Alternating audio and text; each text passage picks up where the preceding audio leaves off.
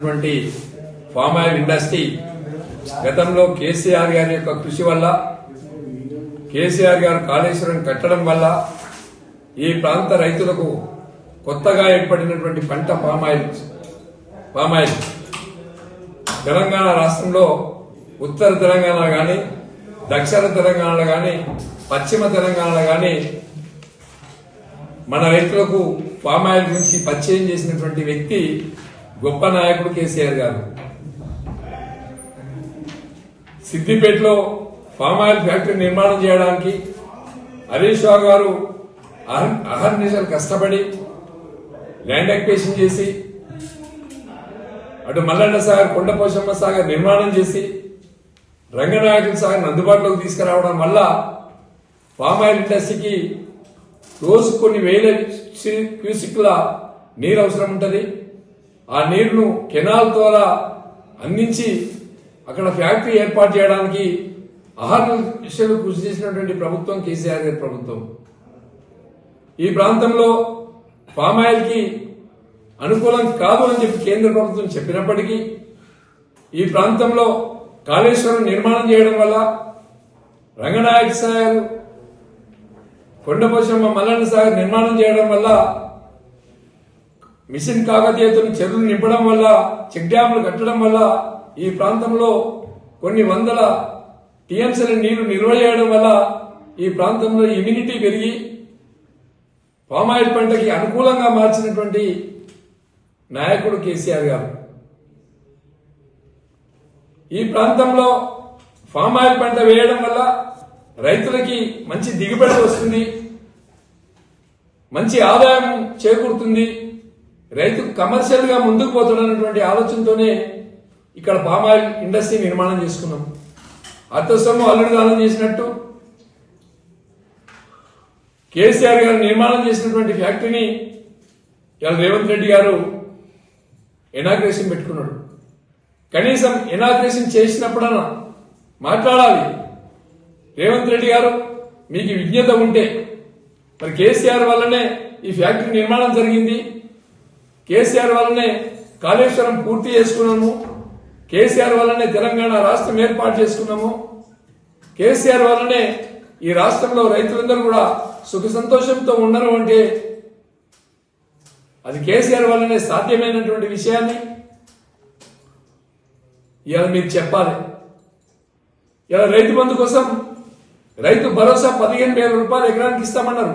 కానీ రైతు బంధును పరిచయం చేసింది దేశానికి, రాష్ట్రానికి గౌరవనీయులు కేసీఆర్ గారు.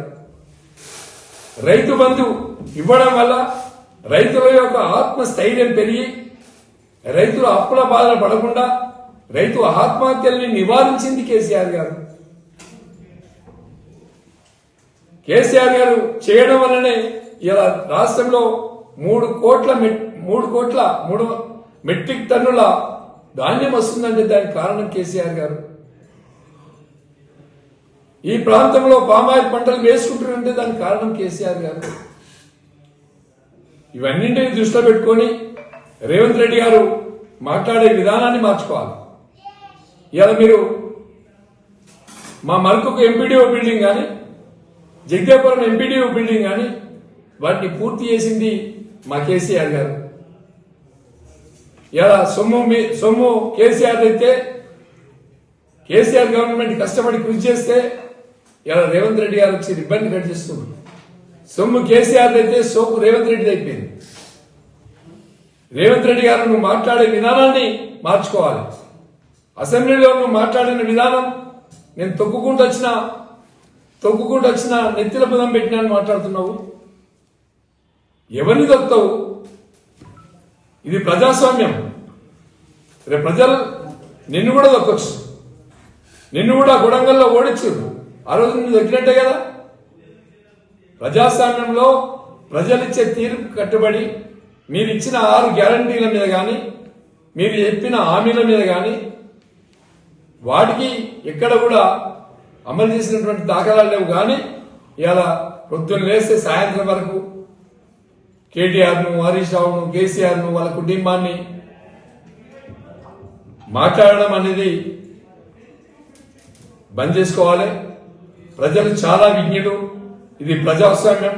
ఈ ప్రజాస్వామ్యంలో ఎవరికి అధికారం ఇచ్చినా కూడా ప్రజలకు అందుబాటులో ఉండి పనిచేసే విధానాన్ని నేర్చుకోవాలి. ప్రజలకు ఇచ్చినటువంటి హామీలు అమలు చేయడంలో ముందుండాలి.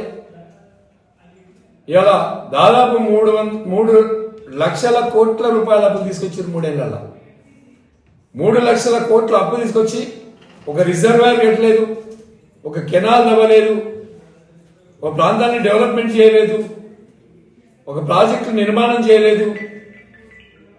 మరి ఎందుకు ఈ 3 లక్షల కోట్ల అప్పు అయిందో కూడా చెప్పాలి.